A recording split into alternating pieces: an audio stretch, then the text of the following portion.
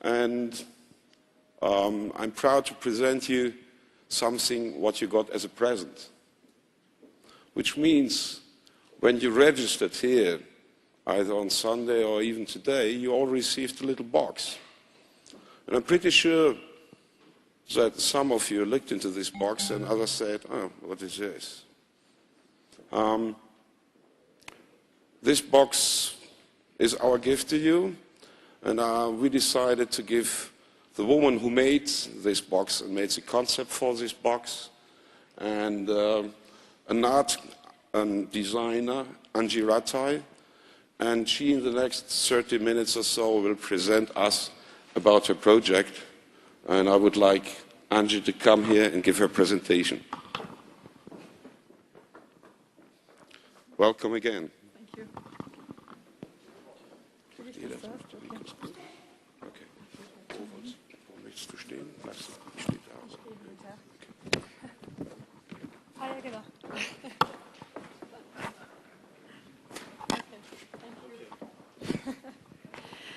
Hello. Maybe you did ask yourself at the registration desk how Gerald Gansen said before, what the hell is this? We are now here to bring some light in the darkness. My name is Angie Rattay, and this is my colleague and co-designer, Uli Einweg, and we are probably, I think, the only two graphic designers far and wide at this Congress. A few months ago, the Austrian newspaper Der Standard published a quite big cover story in the Friday supplement called Rondo about this project. It was really amazing to us. And after that day, more than 500 emails reached us from all over Europe, even from some nice geoscientists who believed in the power of spreading this important information through graphic design. So thanks to the EGU for doing this special edition with us and for inviting us to present our eco-design project Planet Earth Directions for Use, or in German Gebrauchsinformation für den Planeten Erde, at this Congress. But how comes a graphic designer to that quite ambitious and lunatic idea to establish a project with such a scientific content? It's just about the belief that everybody on this planet can cause an effect, and the goal to invest what we have learned at the university in meaningful projects. We are now here to show you how graphic designers can communicate scientific concerns and contents, giving you this project as an example. So what do we understand, speaking of directions for use of our planet? The project consists of a sequence of 4 instruction leaflets, in German also called Beipackzettel, divided into 4 categories. As you see, the atmosphere, the biosphere, the hydrosphere, and the litho and pedosphere. As you have already recognized, the structure and form of every leaflet reminds us of the well-known design of an over-dimensional directions for use, usually enclosed in packings for pharmaceuticals. Even though a pharmaceutical leaflet is for the most of us a very, very boring piece of literature, I decided to use this format and lend this famous structure because it's a well-known format which usually tells the people important information they have to know to improve or to save their lives.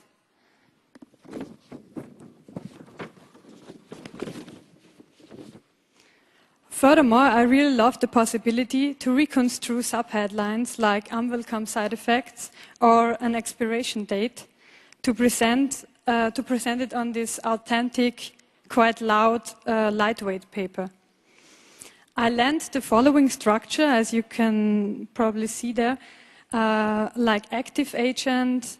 We speak about the composition, character and effectiveness, the dimension of each sphere, the indication and contraindication, unwelcome side effects by anthropogenic influence, of course, and specific warning for safe application of every sphere are also discussed.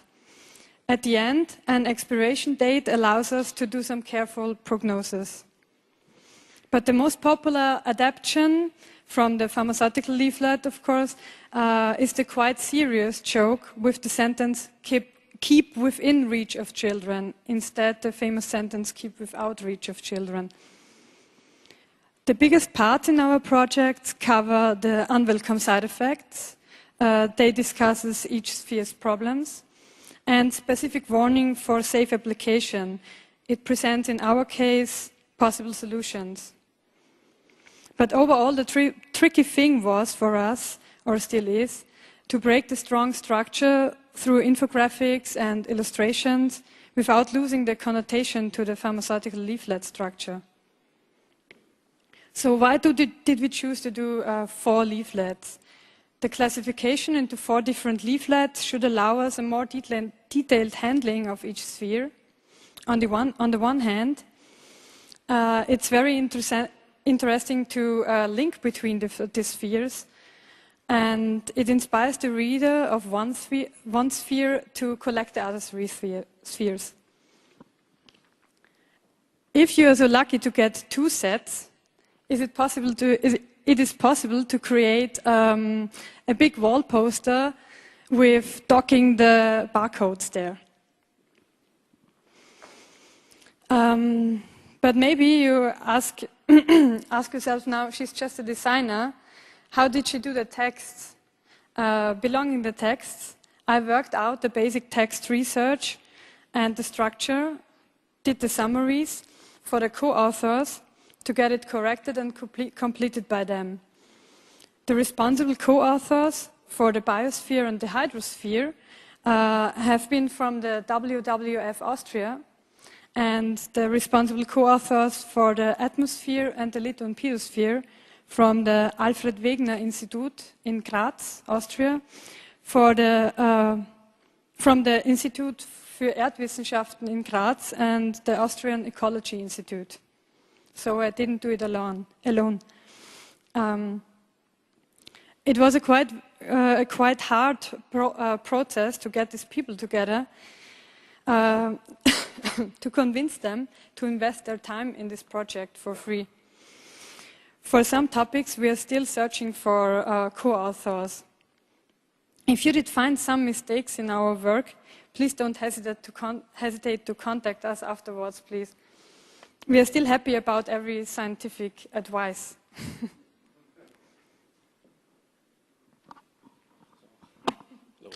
So, but anyway, most of the work was left to Angie, even if she had the co-workers, but... Louder? Okay, yeah.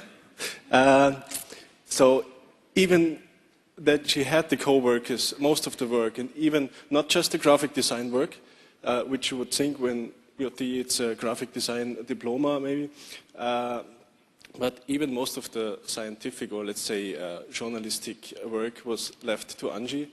And so she started to read through lots of literature concerning all different topics of environment. And while she did that, she collected as much information as she could and got a lot of statistics and stuff in form of tables or lists or something.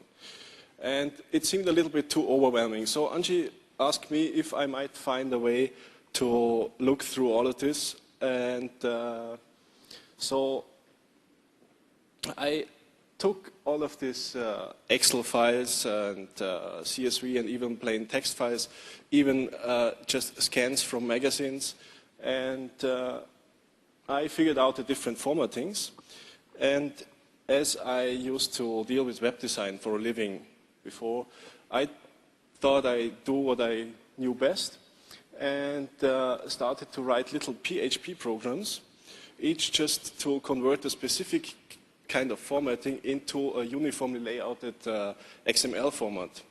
And with this XML format, I was able to feed Macromedia Flash, or now it's Adobe Flash. And with Flash then, I was able to achieve a wide variety of two-dimensional visualizations. And after we agreed for one design, I started to output this information about, for nearly every country, about CO2 emissions, oil reserves, and I don't know whatever. And so we had these diagrams, and of course we did not want to publish it on a website. We do it as well, but we did want to use it for our print layouts.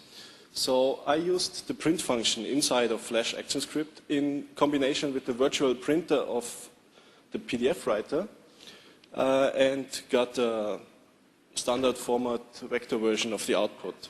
And with this output, I was able to put it into Illustrator, into the vector editing software, and we just had to change the colors because we needed spot colors for the print production, and we just had to position the graphs for the according countries. But with the generating these diagrams in our visual way, only one problem was solved. The other problem was the directions for use were supposed to be readable by a general public, and furthermore they should attract people who are less familiar with dry statistics. So we had to balance readability, authenticity, and attractiveness. And the biggest problem was the limited amount of space on the sheets and how to use it in the most efficient way possible. So we had to make decisions for the selection, or we had to make selections for the countries for which we will show data. And this is a little bit a problem because we're losing the authenticity, but by considering a certain continuity throughout all of the sheets and considering relevance for other topics inside the directions for use, we try to maintain the authenticity and while not to draw too much attention, too much on the audience's patience. On the other side, we had some single diagrams. And when we found the diagram in a magazine or on a website, we tried to adapt it to our look and feel and put it into the layout. Of course, we always mentioned the source as good as we could. But for example, here you can see the water consumption worldwide during the years. And you may, on the first view, you may think before World War II, it seems that the water consumption had risen very rapidly, and afterward it calmed down. But on the second view, you will recognize maybe the timeline is not proportional. And if it was proportional, this dramatic change would not appear, because if you see here, it's 1900, 1940, 1950. So between these lines are 10 years, and here are 40 years. And if you draw this like here, where it belongs, it would be much not so steep, this graph. So, but we left this one out, so anyway. Another example is the footprint of Austria in comparison to the bioproductive area. And maybe that's what I did. I started to wonder, what's this line about? So is there any progress going on in between? So we thought we keep it just with what it is. It's just two values, bioproductive area and the footprint, and there's nothing in between. There's a connection, but there's no progress in between. And as well, you can see we left away some unnecessary lines and dots, as well in this example, or here. And so we had just, in the end, we had just the essence of information. It's just the bars represent quantities, and the typography gives the reference, maybe. The bars, it's enough that they are structured through the color. They don't need any lines, as well as the typography does not need any lines to appear as a table. And I think in this way, it's much more readable. And the last thing were the key visuals. They were approached in another way. They were supposed to welcome the reader to each sphere, to help him to capture what the following is all about, and at last to draw attention. So we figured out a style between schematic views and illustrations and worked it out in a 3D application.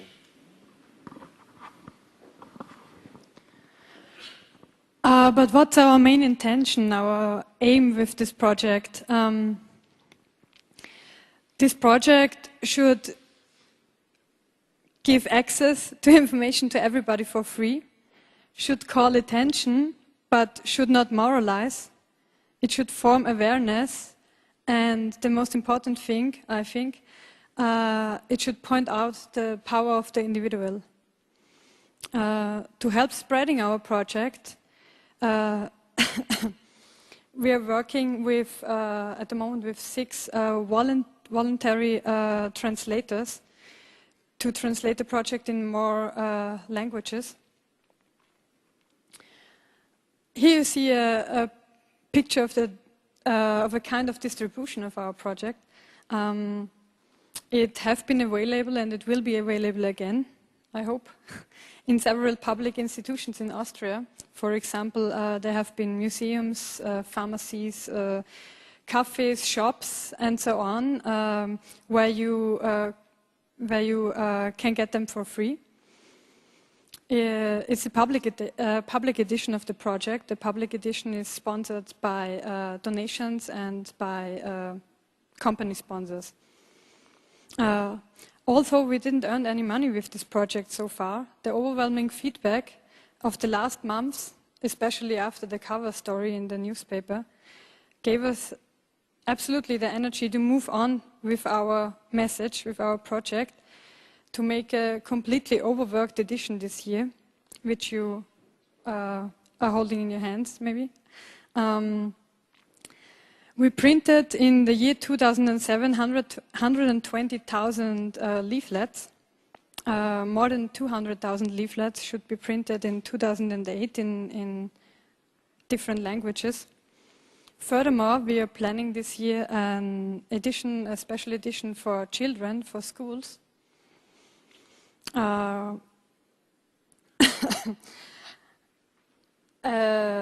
newspaper supplement with the leaflets is also planned with an Austrian newspaper, and even an American edition is planned.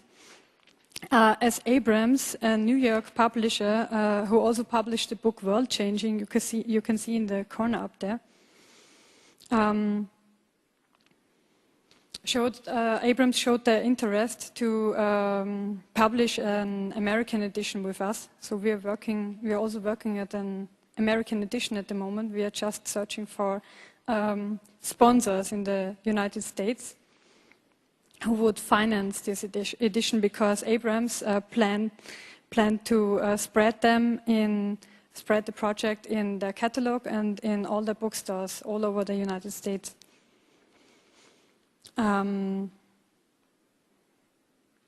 So, as the year 2008 is also the International Year of Planet Earth, I think we are totally on the ravages of time with our project. So if you are interested to get more information about the process of the project, please feel free to fill in our email newsletter list. If you like to order your own exclusive special edition for your organization maybe, or for your company, please take our flyer and take it home to think about a cooperation. If you have some advices for us, or you can help us somehow, please get back to us. We would be very happy to speak with you. And for more information, please have a look on our website. You can see in the upper corner there, www.neongrün.net. It will be redesigned in the end of May. So, yes, thank you for listening to us, and have a nice day.